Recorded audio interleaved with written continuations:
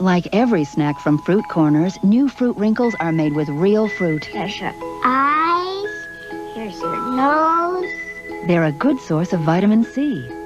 Here's your mouth. In spite of that, Julie thinks they're pretty neat. Oh, don't look sad. You look cuter with a smile. If it comes from Fruit Corners, it's made with real fruit. I love your eyes. Oh, Pop, I can't see. Fruit Wrinkles. Hello. I said hello. What is your name? Charlie. Will I ever see you again? Sure. Sure you will, kid. You know, goodbyes aren't forever. Then, goodbye, Charlie. I love you. Yeah. Star on her way to the top, but 10-year-old Judith Barsi's dreams of stardom were cut down by her alcoholic father's deadly spray of gunfire. Now Entertainment Tonight gets the tragic inside story on a killing spree that one relative thinks could have been prevented. Judy really felt like this time really something was going to happen, so I think she knew. Why did no one answer her cries for help? It's an inside story that will break your heart. I'll lend you for a little time, a child of mine, he said, for you to love the while she lives and mourn for when she's dead. She'll bring her charms to gladden you, and should her stay be brief, you'll have her lively memories as solace for your grief. Judith, we just want to say that we love you and we all miss you very much. Child actors are known to take our breath away, not because of how adorable or talented they are, but seeing the potential they were able to accomplish early in their life. Judith Barsi was one of those child actors who blew audiences away by her talent and adorable personality. However, on July 25th, 1988, her life would be cut short by a sociopathic monster who happened to be her father. The question of why and what if are said about her story and how it all came down to it. That's what we're going to figure out on today's episode of Destructive Stories. By the way, guys, thank you so much for tuning in for today's episode. Don't forget to hit like, hit subscribe. I am posting content every other week, and I hope you enjoyed today's episode.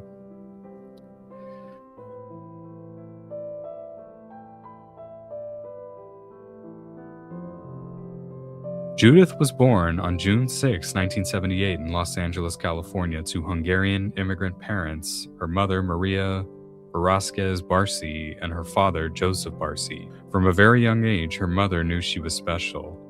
She showed extraordinary intelligence and charm. Apparently, her mother dreamed of becoming a Hollywood actress herself but struggled to get roles. So Judith was the answer she was looking for. By the age of 3, Judith was already appearing in television commercials. Producers and casting directors loved Judith for her sweet voice, expressive acting, and natural confidence in front of the camera. She appeared in over 70 commercials and several television shows, including Cheers, Growing Pains, and Punky Brewster. But her most iconic role came when she voiced Ducky, the cheerful dinosaur who famously said, "Yap, yap, yap." Judith recorded her lines for the movie The Land Before Time when she was just 9 years old. Her voice brought joy to millions of children around the world. Around that same time, she was also cast and known for her role in the movie All Dogs Go to Heaven, another beloved animated film, playing the voice of Anne-Marie. Also getting her big live-action breakout role in the movie Jaws the Revenge as Thea Brody. To the public, Judith looked like a happy, successful child star living a dream life in Hollywood. But behind the scenes, her home life told a very different story. What no one realized at the time was that Judith was living in fear inside of her own home. Judith lived with her mother Maria and her father Joseph, who struggled with anger and alcoholism. Reports later revealed that Judith's father was emotionally and physically abusive towards both Judith and her mother. He reportedly threatened them often, including giving death threats, creating an atmosphere of constant fear in the household. He would frequently say to Maria that he was going to kill her and one day would have to kill Judith and himself. Maria, on different accounts, would try to report Joseph's abuse to the police, but no charges were ever given since they had no evidence about her abuse claims. However, not many people were made aware of the psycho abuse that Joseph would do to Judith. Many would say that Joseph resented Maria for finding success through Judith's acting career, as it was known that he had a hard time keeping jobs and providing for the family. On one account, when Judith and her mother had to fly to the Bahamas to shoot for the movie Jaws: The Revenge, Joseph was distraught about Maria and Judith leaving, that he lost his temper and smashed their TV, and even made up a lie that a relative from Hungary had died to prevent them from leaving the country. The next day, he actually grabbed Judith by the arm while she was lying in bed and put a knife to her throat and said that if you and your mother don't come back, I will slit your throat. After the shooting was done for the movie, Maria and Judith apparently stayed with a relative for about a month, and Joseph was able to locate them. He demanded Maria to return back home, and the family members begged her not to, but Maria assured them that she had a plan to file for a divorce and find a better life for her and Judith. She would eventually move back in with Joseph, where apparently his violent, drunken behavior would continue. But Maria would eventually rent out a one-bedroom apartment as a safe haven from Joseph during the day. Judith would eventually start talking to her friends about the violent abuse, and would even tell her friends that one night Joseph would throw pots and pans at her, which caused her to have a nosebleed. Judith began showing signs of stress at a very young age. Friends and teachers noticed that she was showing signs of disturbing behavior, which included her losing weight frequently or putting on weight, pulling out her own eyelashes, and actually plucking out her cat's whiskers. She even told people that she believed her father would harm her and her mother. However, the breaking point would come down when Judith would break down in front of her agent during a singing audition for All Dogs Go to Heaven and told her agent about the fear that she had of returning home.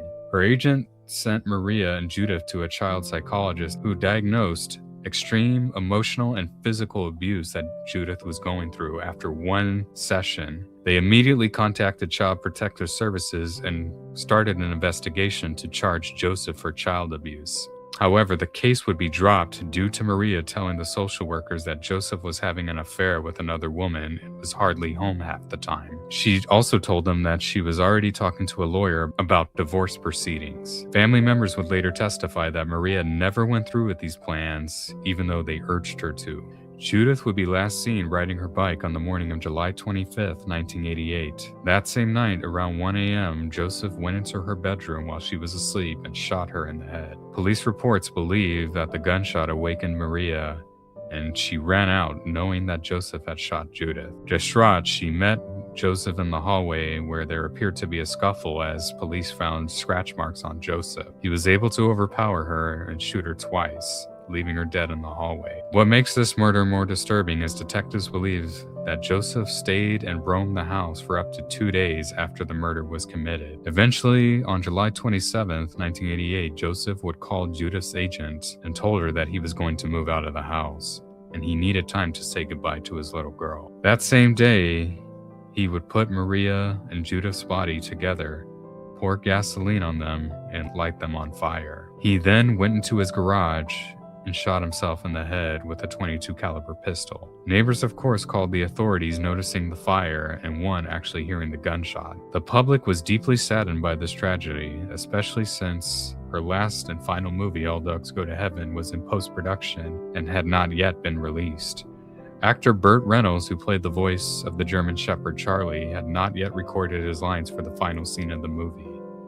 He described Judith as a precious little angel, and in the scene where Charlie's spirit appears to her character Anne-Marie to say goodbye to her, she asks Charlie if she would ever see him again, which he replies, "Sure, you know goodbyes aren't forever." And Judith's final line of dialogue could be heard, "Then, goodbye, Charlie. I love you."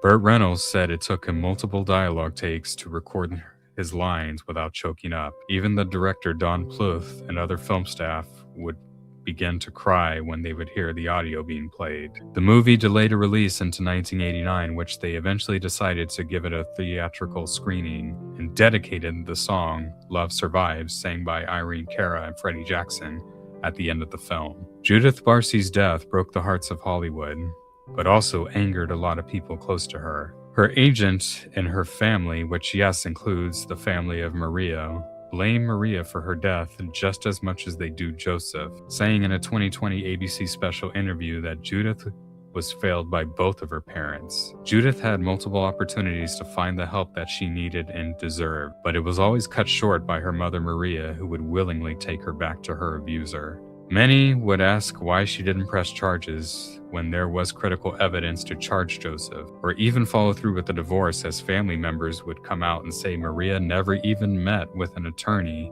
to file for a divorce. Most say that Maria stayed in the abusive marriage for various reasons. For one, it was said that she grew up with a physically abusive father who was also an alcoholic like her husband Joseph. Friends and family say that she would have frequent fights with Joseph due to her being unemployed and struggling to make ends meet. When Judith's acting came into the picture and it put food on the table, her relatives, including her brother, Judith's uncle, say her refusing to divorce Joseph or press charges was not so much out of fear of what he will do, but more of a selfish reason of what it will do to Judith's acting career. Judith lived in a very unhealthy environment at home, as it was also known from many relatives that Maria would not clean the house, going through extreme depression, where the house became a complete pigsty, on the quote of what her family described. Many diagnosed Joseph's abuse as sociopathic disorder. He too also came from an abusive home, as well as not growing up knowing his father. Some believe the night of the murder, Maria probably told Joseph that she was leaving him,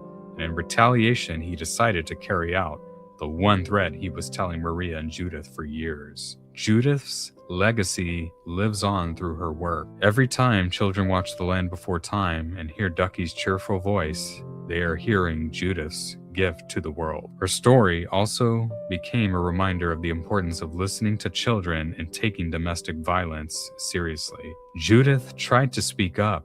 She actually tried to ask for help. Her story should warn everyone that we need to put a stop to child abuse and domestic violence. Her life shows us that behind fame and smiles, some children are suffering in silence.